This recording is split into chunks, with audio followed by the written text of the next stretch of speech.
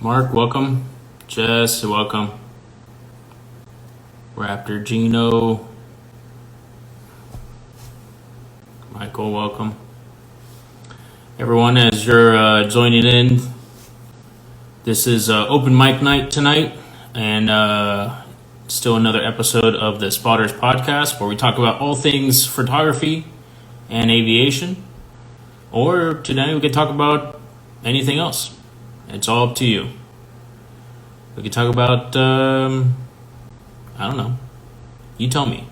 Join on, send a request, and we'll go on live and chat it up. I have to give probably a time limit, maybe 30 minutes or so. If no one wants to jump in, I'm just going to end the live, and we'll check in again in 2 weeks when we have a new guest on. So, when you're ready, I'll be ready. Currently, I have no request. Chris, welcome. Yeah, jump on, dude. You gotta hit that request button. I think you might have saw it when you joined in. It says send a request to join the live. Silence. There we go. View request. Up to, hey, dude, what's up? What's up? Oh, good. Angle the thing right. Damn thing. Nope. Hello, welcome. Speedbird, Brian. So what's up, dude? What's new? School closed tomorrow, so. Oh, yeah. What's the weather up there like? Absolutely nothing. Welcome to Virginia. They close it as soon as you mention the word snow. So are they expecting snow or? So, I live in Newport News, so that's across the water from where I go to school at in Norfolk. They're expecting more than what we're expecting on my side of the water. We're only getting like 2 inches, if that. Wow. Well, South Florida, we should not be receiving any snow. If snow reaches Orlando, then we might have to panic a little bit. But North Florida apparently has 1 inch so far in the Panhandle, so it might be cold tonight. Just a little bit. Last I checked, it is 23 here. Okay. And that's with no wind chill. What is it, like 50? It's probably in the what's the temperature there right now? Hot, humid. Yeah, we're the hottest in the United States, probably at a toasty 70 something or 78, I think it is. Send that hot weather. Send that hot weather up here for me. Yeah, I need it. Welcome, Marvin. So we have spots. We have 4 spots total. I'm always going to take one. So, Mark says 8 inches in a friend's yard in Mobile, Alabama. That's pretty bad. Yeah. So, what's new? What do you want to chat about? I was supposed to take my airframe test tomorrow. Oh. So I can be official airframe licensed mechanic. But So they're going to give you a pass on that then? They're just going to pass you so you don't have to take it? I wish. FAA would not allow that. No. So I got to reschedule for another day. I'm probably going to reschedule for next Monday since the tester that I'm using, he only comes Monday and Wednesdays. Gotcha. What's the test prep for that? Is it still like 500 pages or something like that? Not really. I can pull it up here, even though I'm not on my computer. I'm on my phone, but I got my computer here. Come on. Load. See the little intake. There's a picture of some of the aircraft at my school that I took. We got the 172, the Trauma Chicken, and then that's a Saberliner right there. Cool. And of course, the building back there, that's the actual school itself. I'm trying to remember what kind of test questions I had on my airframe exam. All right, there we go. Like, I was looking at anti-skid because one of my codes is anti-skids for airframes. No, I only have 15 questions because I took it back in October, and I'm not gonna lie to you, I failed the oral questions because I can't describe what I'm doing to save my life, but I can do the work. So I got my practicals all done, so I don't have to worry about that. I just gotta redo these orals. So a bunch of FAR questions, cable rigging. Cable rigging, yes. FARs, no. Thankfully, I didn't have any of those on my tests. Hold on, I got them written down. No, you're somewhere. Come on. Yeah. Welding. Didn't have any welding. Knock on wood. Welding was horrible in general. Okay. Yeah. There we Base electricity. So I got 15 questions total. I got three electric, one weighing procedures, one rigging, and 2 hardware. And then airframe balance. Yeah, rigging. Okay. Yeah, weight and balance. And then for airframe, I got covering, rigging of flight controls, brakes, hydraulics, air cycle system, positioning, indicating instruments, aircraft wiring, and anti-skids. Man, A&P was a fun school to go to, that's for sure.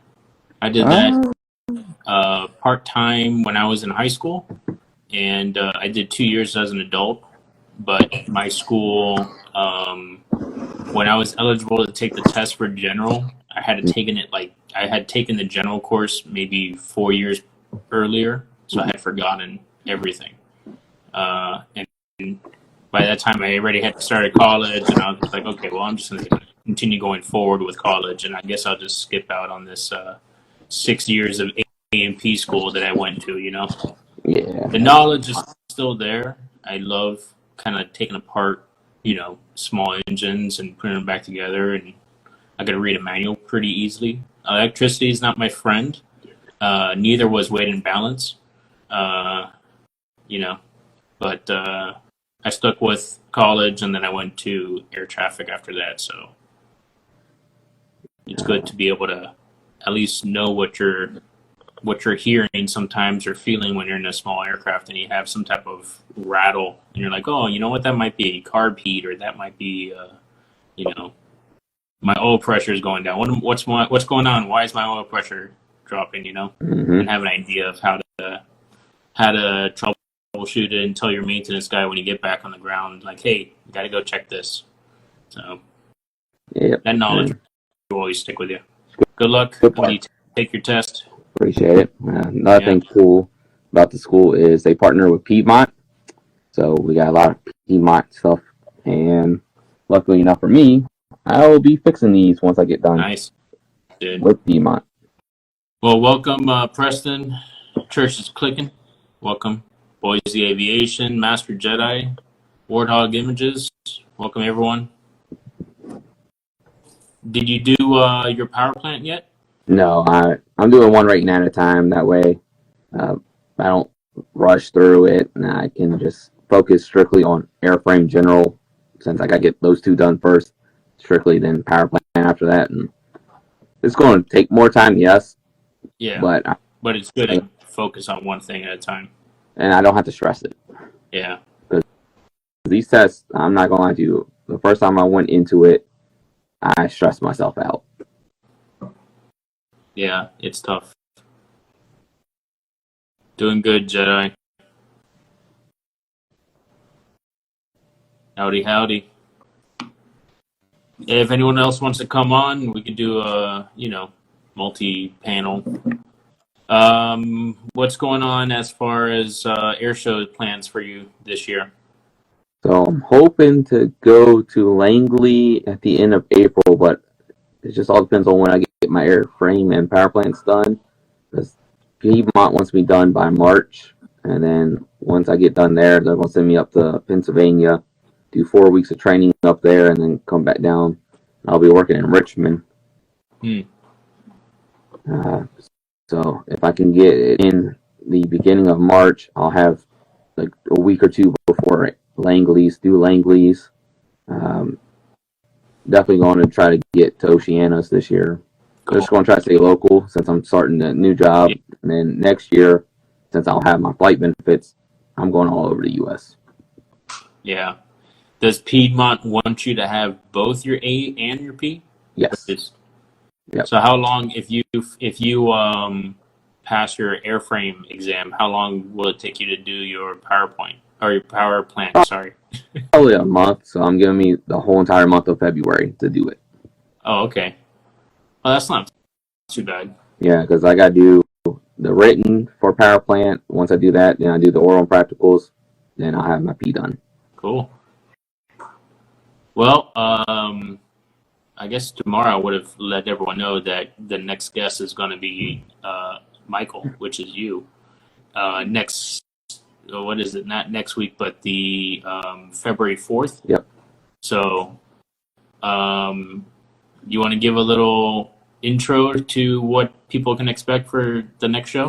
Definitely a lot more A and P talk. I should have my A license by then, so I can show y'all a little bit of preview of it. Cool. I probably won't have the actual license itself yet because it takes about 3 weeks to get here. Yeah. I can show you like a temporary certificate I got. Been working a lot with. I still do photography, even though Langley has banned it. I have workarounds, so Langley banned it. Is that's what everyone's showing? Is that the photography is a crime thing, right? Yep. Wow. So there's ways around it, especially with me being local. I know all the local spots, and local businesses love us because I tell them, hey, look, go in there, buy $2 worth of stuff, get a drink, get a dollar snack, and just ask to use their property. 9 times out of 10, they're going to say yeah, because you're a paying customer. And that's the best way of going about it. And then I shout them out too, like Dollar General, right across from where we normally spot at. I will shout them out and say, hey, go to Dollar General. That gives them business. Yeah. I've been cooking up. Yeah, that's always a good spot when, I've been seeing a lot more of it, and there's a mixed bag of the police don't know what's the proper rules. They're being told by the military not to go near the base, and all this stuff is going on. If you know your rights as a photographer, photography is not a crime unless you're doing criminal acts with it. Don't be stalking people. Don't be taking pictures of things you're not supposed to be taking pictures of. But if you are on private property and you have permission from the owner to be on that property to take pictures of whatever you want, you can't.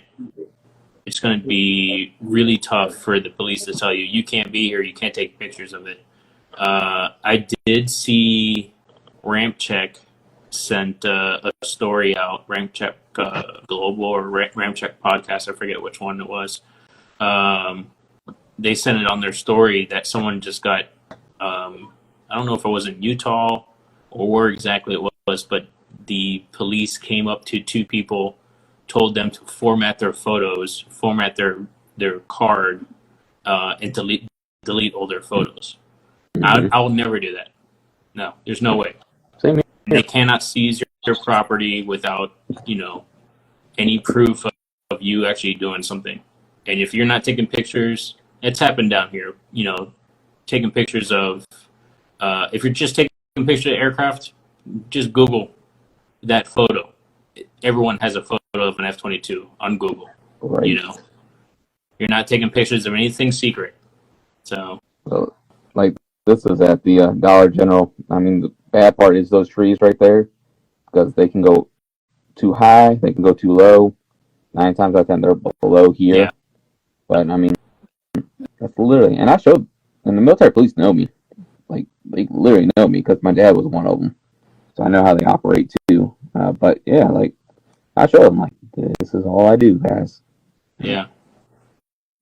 But, yeah, that's one thing. And then one thing I want to do, ignore how many Raptors I have. As y'all can see, my name is Raptor Gino. I do love the Raptor. Too many. But I do want to get back to, I haven't done it in a while and I need to, but I also volunteer at the Aviation Museum here in Virginia Beach, the Military Aviation Museum. So I need to get back into that so I can get these warbirds pictures because I'm missing them. Okay, yeah, that's Cool. P-39 flying with our FW-190 during one of the air shows. I just got too much pictures. Yeah, that's when cockpit's hangar was outside because we were moving aircraft, so they put all the aircraft out in the field. Car show. Oh, that's cool. I mean, different eras for the car, but still pretty cool to see those lined up. Right, and we had a whole bunch of them. We had a DeLorean, DMC there, Mm-hmm. Back to the Future,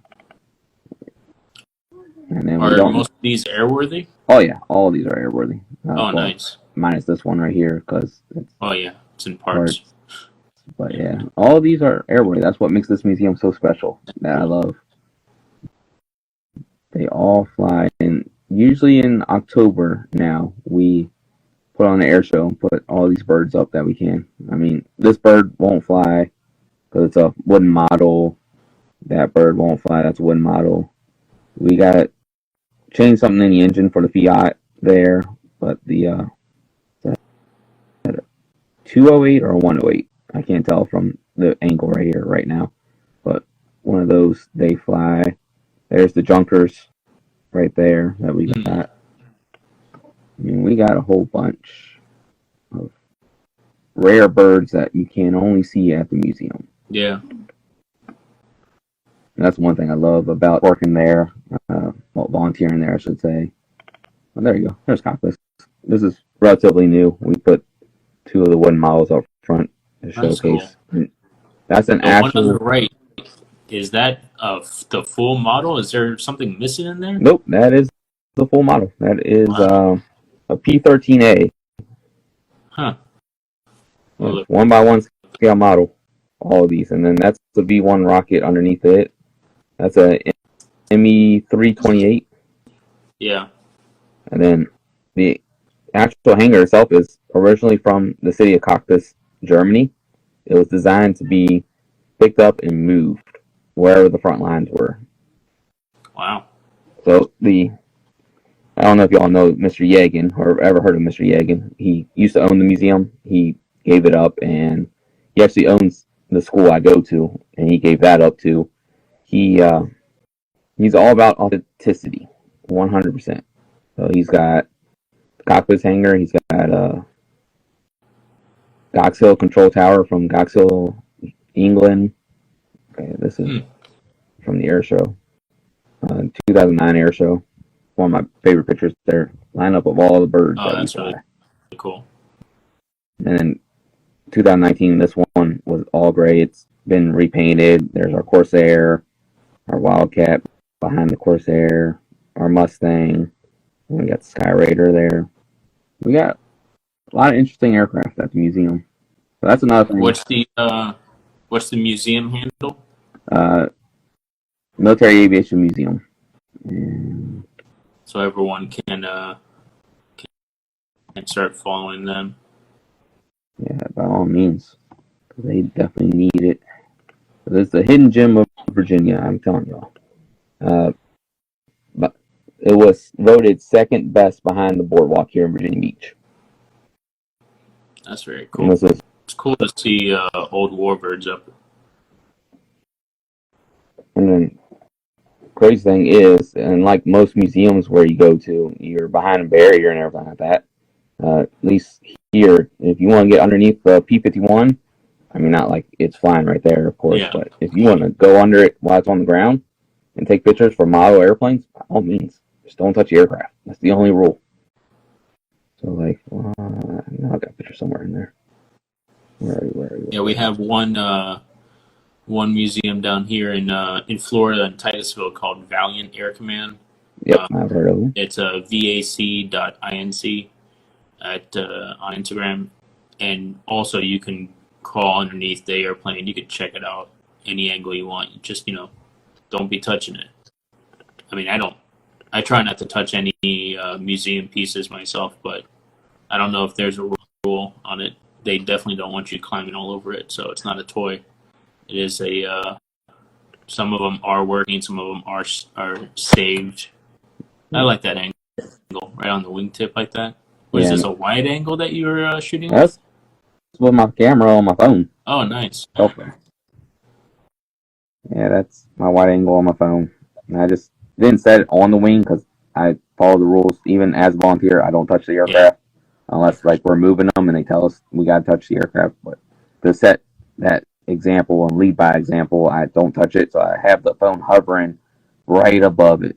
That's Yeah, you can walk up behind here, go underneath the wing, watch your head, of course. We got 2 hangars up front at the main museum building, and then we got 2 hangars down the other end, which Cockpit is one of them. The other one's the World War One hangar that we have filled with all our World War One airplanes. Yeah, if y'all can't tell, I'm a neat freak. I have it categorized by manufacturer. Then once you go in, like there's that P-13. Yeah, that's a strange airplane. I was just reading about that. Yeah, it's ran by coal. Huh. Very strange design. And the guy who actually designed this went on to help design our F-102 and F-106. He liked Delta wings. That's very cool. You know, we could talk about inventory and categorization of our photos. I see you're doing it by location and aircraft manufacturer. So it depends on some things. It's mostly aircraft manufacturer, but like the other folder, if I have like random shots of like multiple aircraft, or like this one has the C2 right here and then the E2's back behind it, I'll put it under chambers because that's where I took the photo. Yeah. Location. Or like I just recently posted this one. You got the E2 up, or the C2 up front, and then you got Vampire behind it. Oh, nice. That's the only time I've ever seen the Vampires here. And then I think I got, is that recent? Yeah, that's recently done. This is a shot from well over a mile from the field. That's pretty clear. That's Rampagers and then more C2s behind it, which is a rare breed. I think those are the only 3 left we have. That's cool. They've been replaced. But yeah, I got like Dover for like the air show. I was on the wing or sitting inside the 135 looking at the 46. That was a hot air show that year. And then, okay, there's one from the museum. Got the 135 dwarfed by the C5s. Oh, that's cool. So the museum is right on a military shared military base. So it's not a shared military base. That's Dover Air Force Base, so it's strictly Air Force. But the museum is right there on the grounds, pretty much. But civilians can definitely access it. And I was shot through the gate. And that's pretty sweet to see the different size of that. And then like these 2, I got the 47 and the C-17 flying together. I mean, Dover was a good air show when I went up there. That was good. And I, of course, got my Langley. I got the air show from 2023, and then random shots like, where else are you going to ever see 2 Raptors with fuel tanks on them and 2 T-38s beside each other? Yeah. Have you done any air-to-air with your museum assets? I wish. I've been asking, and of course, I just get shot down, so I kind of stopped asking after a while. I mean, you're their official photographer, right? I'm one of 4 right now. So the other guys kind of get priority only because they volunteer there a lot more than I do. Gotcha. I have wife and 3 kids, and then I go to school and I work an actual job. So I get there when I get there. Yeah. Oh yeah, here's some cool stuff I've gotten. Went up to Philly and talked to Piedmont about getting hired up there, and I got hired up there, but a lot of things happened, so they moved me down here to Richmond to stay here in Virginia. This was my trip up there when I was just wasting time. Spirit of America. I like that shot. I lined it up perfectly. And I also got shots of me flying in DRJ, landing. It was fun. I love the free trip. That's Norfolk, actually. Yeah, because there's... Yep. That's Norfolk. That was Philadelphia. Then I was originally hired by PSA, but they hired 100 mechanics too many, so they let me go. They sent me down to Savannah, where I was originally hired at, for 2 days. So I got to do some cool stuff. I was inside the place we have, looking out, and then me. What's the? Oh, that's a cool shot. Yeah, looking back. CRJ on the hard ramp. We were checking the lights.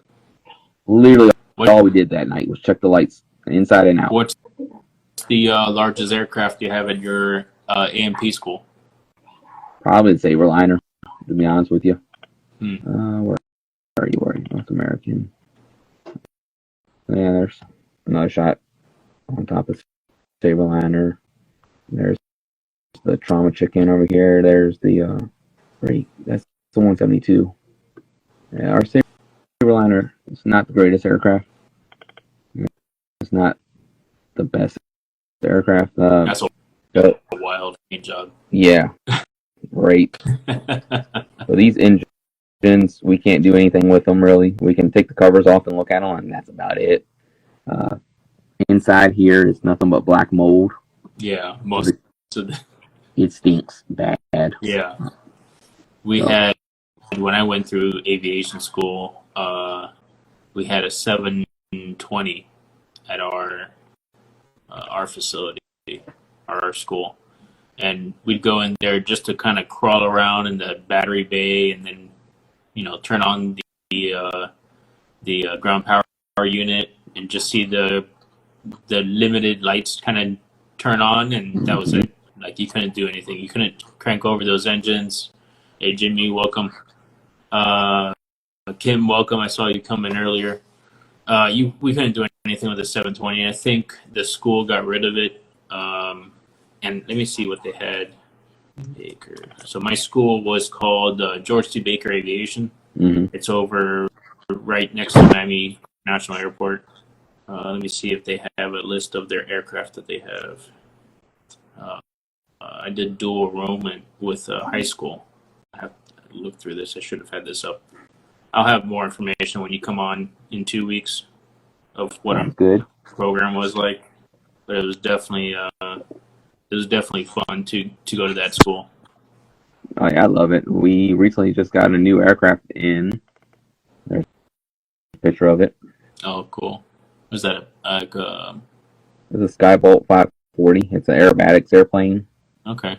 So we're getting more new airplanes in. And there's a Deuce back here. That's what it's called. And then there's the 172's tail end right there. 172 is what we use the most on a lot of our trainings. And the Trauma Chicken, as we call it at school. That one has been there since 96, and they're about to get rid of it. Thank gosh. That thing's a nightmare. And I can't believe I remember all this. Yes. So there's some propellers up there and our hangar door. That's cool. And then you do any non-destructive testing in your school? We did it in general once, and yeah, that was it. We don't do too much else outside of that. Haven't started this bad boy up yet, but our 421. That's one of the ones I would love to start up. That's cool. It's the only dual engine airplane we have. There she is in the hangar. Did an oil change.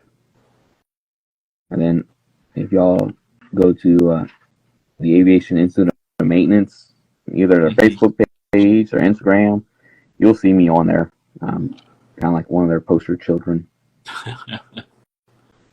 They actually got video of me doing an oil change on this, and I was working with my buddies on this engine.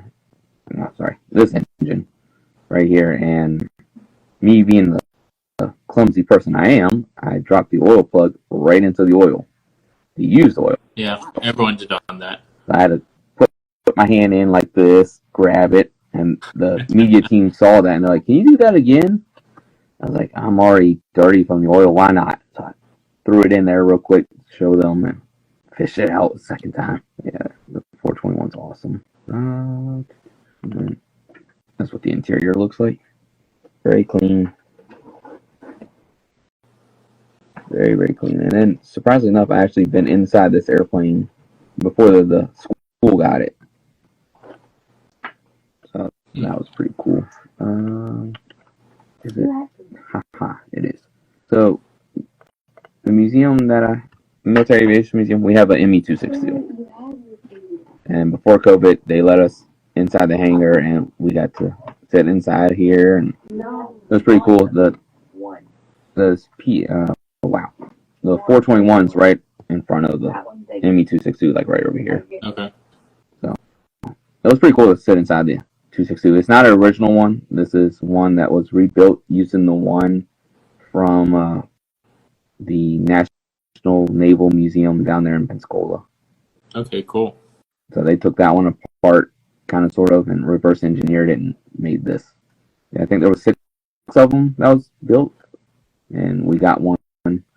Unfortunately, as you can see from right here, it's got no wheel on it. We've had nothing but brake issues on it, so I've never, and I've been at the museum since 2018. I've never seen this thing fly. Well, did the engine turn on? That I don't know, because they didn't turn the engines on when we went to go see it. Gotcha. But I mean, they should turn on. Yeah. There's another angle of it. I don't know why, but I like the wing angles looking out at it. Unique things. And there's the tail. It's like doing weird angles for some reason. Artistic side. There we go. That's me sitting in the cockpit, and then there's the 421 right there in its nose. And that's before it was flown from here to Norfolk International. So this is over in Chesapeake. No, Suffolk. This is Suffolk Executive Airport. So it was flown from Suffolk Executive over to Norfolk International.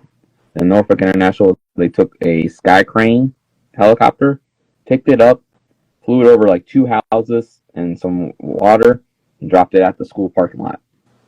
There was it's pretty intense to have to do that. I think at one time, I went to aviation school in the probably early 2000s, late 90s. So we were able to land aircraft at the international airport across the street, and then grab a tug from the school and tow it across a major intersection. So that was something different, shutting down traffic and moving aircraft like that around. You're not saying they moved it with an air crane, did you? They did. They moved it with this specific bird right here. Wow. That's pretty cool. Part, of course. But yeah, I captured this bird when it was in Newport News, since that's my local airport, it's Newport News International, which y'all will see a lot more on our talk in 2 weeks. I have lots of stuff that I've seen at Newport News that will blow y'all's minds. Cool. Looking forward to that. And this is all this photos so far that I have up here is from today as example. I didn't take any today, of course, because I was at school. But just using that example, today all the way up to March of 2019. So I still got 2018 and through 2016 to go through. Wow. Yeah, this is just part of my massive collection of well over 60,000 airplane photos I'm just sitting on. At any moment I can. Large collection there. Yeah. When I'm bored, I go to, so I got 7 family, 3 family, 4 family, 5 family, military, that's active, warbird. And this is just Boeing. That's all the Boeing, all the 17s I've seen. 29s. I've seen all 4 of those 29s. Most of these are at museums for the warbirds. That's cool. Mm-hmm. What do you use for editing? Photoshop, and that's my downfall. I'm not gonna lie to y'all. If y'all ever see my photos, I can take good photos, but editing, I just don't know what to do with it. I suck at editing. It is my downfall because I have really good shots of like different airplanes. Like here we go. That's cool. The A400. A400. That's my unicorn. See the vortex prop. Yeah. Right here. I don't know how to edit it that well. And back then, I also didn't know about the difference between raw images and not raw images. And so that's just a regular JPEG. So I can't do too much to it now because it's just a JPEG. But ever since I learned about raw images, I have switched over to that and love it. Go back to Army. You have more capability to edit. Like here's 2 French Raphaels that came over here strictly for the Yorktown anniversary. They flew over from France, and then they were over at Chambers Field. So sun was setting. I had to get them. And nope, it's not over here. So I live in the flight path of Chambers. So this was literally from my front yard, looking back behind my house. They were flying. I got good views from my house half the time. Oh yeah. That was not that one. Okay. Oh, the French Air Force. Yeah, the French Air Force have been here a couple times. A lot of my foreign airplanes I've gotten are from the Chambers Field. We get like this guy is wild. I never thought I would see a Royal Australian Air Force C-17 at Chambers. Yeah. You're in the prime spotting location for all the internationals.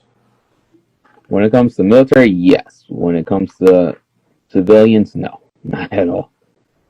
And then, like, we had, I love these, because we had the Italian Air Force come by for the air show. The 75th anniversary of NATO. And I'm on the 14th, 15th floor of a hotel, and number 10 was just below me the entire time.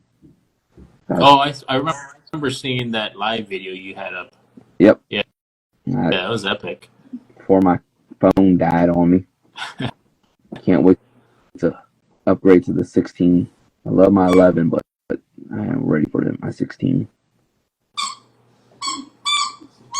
Yeah, there. You have to excuse the squeaking here. I figure it's a dog. Yeah. Mine's downstairs. I understand. And there's their C-130 that came in for support. They had 2 of them. It was pretty cool seeing an Italian C-130. That was at Norfolk International, where they based that out of, and then pretty cool seeing these guys too. This is apparently supposed to go to the Iraqi army back before COVID, and never made it. But they were here in Virginia, and then there's an article of them being in L.A. like 2 months after I took these photos. I just don't. One thing about me, I'm lazy. I don't really feel like editing half the photos I have, because like a lot of them are not good. Like, yeah, I do all of my editing on Adobe Lightroom. My catalog is literally just dates, location, maybe a tag, and then I just tag everything. I'm really bad at keeping my tags in order. But if it's like an F-18 or if it's an A400, I'll just tag, the model. And then I can just search in Lightroom for all those model tags and keep it organized that way. One cool thing I love about because I keep all my photos no matter how good or bad they are. Because I was looking at the Canadian, because I was going to post them today. I was like, nah, I'll wait till Friday, do 4 on Friday. That Canadian CF-18 shot down a C-17. That's not a C-17, that's a Moose. Yeah, C-17 Moose. I know, I think it hit a moose on the runway. Yeah, that's crazy. But it was just something I caught. I was like, wait a minute, there's a moose on there. That was Friday's show. So I got media to Oceania and went on Cool. Friday's show. That's kind of like That's a going back legacy to, Hornet now. yeah, right. Going back to Australian Air Force. Where is it? This picture right here. Come on. I posted that picture months before months after I took this photo. I got my 11-year-old son. He wasn't 11 then, of course, but he's 11 now. Off Yeah. from school. Off from school, and I saw a C-17 fly over, and I was like, "Oh, it's American C-17. Let me just snap a few photos." And months later, I looked at it, and I was like, "Wait a minute, that is not an American C-17." So I zoomed in. I'm like, "That's a kangaroo. Whoa, Australian, nice. I got Australian. I never knew it." And then I saw the horse back here, and I was like, "That is interesting." So I love going back to old photos and just regathering. Like, whoa, I got that. Yeah, that's awesome. Or doing like old time photos. I might do something old time with that since we had the tri-motor stopped by the museum a couple months ago. So I got to go inside of it. I didn't get to fly in it, but I did get to go inside of it, so that was pretty cool. Took my 6-year-old daughter, 5-year-old daughter. She ain't 6 yet. We got a month. Making her older than she is, but she enjoyed it. Yeah, we had the tri-motor come down to Marathon in the Keys. Maybe what was it, like a month before COVID hit? Like COVID became big. That old 3-engine aircraft, the Ford tri-motor. What was it, like a month before COVID shut down everything? That we did it? March, April. Yeah, so we did that, and it was really cool to kind of fly around in that. But right after we landed, their magnetos failed, and I was like, "Wow, that would have kind of sucked if their magnetos failed when it was up in the air." Right. Yeah. So we're kind of glad that we were able to get on the tri-motor, but after that, and seeing how much work they had to put into it, I was like, okay, that's probably a one and done thing. If it comes back, I'll just take pictures of it on the ground, but I'm not. I wouldn't. I probably wouldn't go on it again. But it was really cool to be part of that that flight and see the history of it still, airborne. Yeah, then like with my F-15Cs here, I got it organized by Florida Air National Guard, Fresno, Bayou Militia, Masses, and Oregon's. You got the Oregon that paint scheme. It came here to Langley, so all my shots like this came from Langley. They got the live missiles. They did cap missions for the president when he was in Delaware. So they came here to Langley. It was pretty cool seeing. But apparently it came here, and I missed it when it left out. Mm. So, like the Fresno bursts, I didn't get good shots because it was cloudy that day, but I at least got them, so I'm happy. Yeah. Yeah. At least I got them. That one thing about me is I don't complain at all. I'm like, hey, got shots. That's all that matters. I'm not the pickiest photographer in the world. I like that one because it's got the shark mouth kind of sort of. Oh yeah, that's cool. Yeah. And I love it when the 15s put up their speed brakes. It looks so good. Yeah, that's awesome. And then I got a lot of the Bayou boys because they're always here for some reason. Well, they're like they like doing their demo flights at air shows. Well, they came here doing cap missions as well. I got a lot of them. Did I? Nope, I didn't put it on here. Okay. Another thing I like is crazy formations. So I put it. Did I put it under? Let me see if I put it on 103s.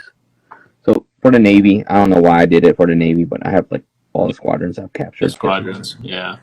just to keep it easy. So if somebody says, "Hey, what 81 bird you got?" I can go to 81 and be like, "Oh, I got this one, which is fully bagged to help Nice. fuel the fleet there." But let me see if it's under 103. I'm trying to remember. That's Airshow. Okay, nope, that's not it. Yeah, I caught those guys in Navy Key West a few years ago. Yeah, I got a lot of 103s. So nope, it's not underneath 103. So it must be underneath Oceana then. Try to remember where I put a lot of my stuff. Usually I remember what bases. Oceana. That's Airshow. That's Airshow. I know I put it somewhere. Where did it go? I got really good picture. No, I know where it went. Never mind. It was not that. Okay, there we go. So we got F-15 with Jolly Rogers. I dropped my wife off at work, and she worked right near Oceana at the time. So I was like, "Oh, let me go spot at Oceana and wait for her to get off." And as soon as I said that, got to Oceana, those things flew over me. I'm like, saw this bird. I'm like, that's not an 18. What in the world? And I got closer. I'm like, oh my gosh, that's a 15. It was pretty cool seeing them flying this similar formation like that. That's cool. I think the biggest size difference that I've caught was probably F5 and F18. I think the Makos did a flyby with F22s locally when Dave came down to do some training, and that was a pretty good size difference also. I think I had that on my Instagram. I like that kind of size difference too. The Top Gun Viper and the Hornet here at Oceana. I just didn't like they were using runway 5 that day when I went, and runway 5 at Oceana sucks because there's no really good spot for it. Where like 2, 3, you got the dedicated viewing area for it. But it's pretty cool just to see the Viper and the Hornet together. Yeah, I got all kinds of planes. And I don't know if anybody's noticed, but like I do it verbatim, like B-26B, B-26G, C-5A, C-5M. I got the F-16A, Cs. Yeah, you put it in there, the actual identifier, And aircraft identifier. Yeah, and then got all different types of, and like unknown, or just really shots that I don't know what they are. Yeah. So I just throw them in the unknown. Huh. But these guys are my favorite. And it's not because I'm biased or anything like that, but I was born and raised on Buckley. That's where my dad and mom met. So these guys have special place in my heart because this is what I grew up with. Yeah. Yes, I got Buckley birds when they were here. We had a mixture. We had Buckley, we had Atlantic City, and we had DC. We had all three here at the same time. Like we had 2 DC birds, 4 Buckley birds, and 2 AC birds. What was started off the cap missions was the Alabama birds. So it was pretty cool seeing Alabama here. Now they got 35, so it's a sad sight to see that they don't have these anymore. Yeah, all the it seems like all the F-16s are going away, and they probably ended up in Miami. I'm sorry for that. That's my daughter. So trying to get this size difference. What are you talking about, Bean? Let me see if I can rotate this so you can see. Oh, there you go. Okay, there we go. What's so scary? Oh, there we go. Yeah, that's awesome. And that's with the Langley F-22s.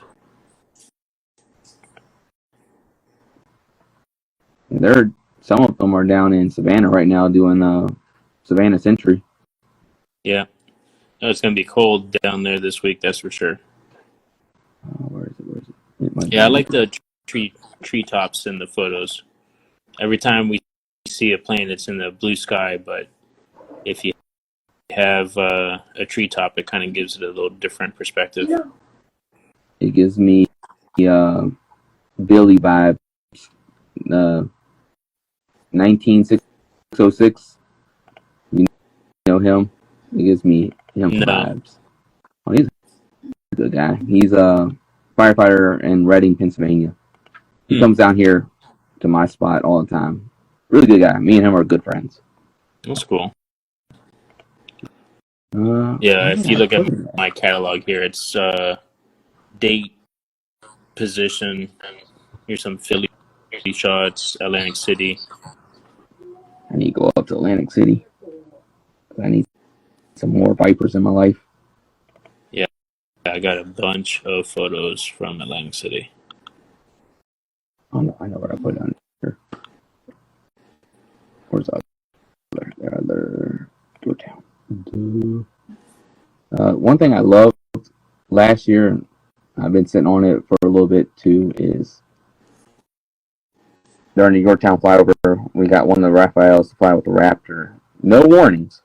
So I didn't have time to set up for these shots, and I had to shoot up real quick to get these. So it was still pretty cool to see my favorite American aircraft and my favorite foreign aircraft flying together. That's awesome. Went into the sun. About destroyed my camera getting that photo. And then through the trees. Yeah, that's crazy. That's a crazy formation. I think I have some. Let me see. I did. Have you gone out to Red Flag? No, I have not gone to the West Coast for spotting. I've only been here on the East Coast. But once I get my flight benefits from my American, I'm definitely. I told my wife she's prepared. And as long as we go to New Orleans first, you're good, right? Okay. Let me see. I'm trying to find a. Here we go. There's an F-18 with a Typhoon. I believe Eurofighter. Yep. Eurofighter Typhoon. There's a kangaroo on there. It's a really crappy picture, but hey, I mean it's something, right? Oh, that's the Australian. Nice. Yeah, Australian. That's an E-18 Growler. Mm-hmm. Yeah. One bird I'm after. With this little pod on the side here. Maybe refueling? I think that's what that was for, the prop on that pod. I think that's for jamming. I could be wrong. I don't. I'm not sure. Yeah, I don't get enough growlers over here to know. Yeah. That's one bird I'm after. Yeah, I think there's their standard paint. Yep. I'll take that too. Let's see what else. Test school. F-35s.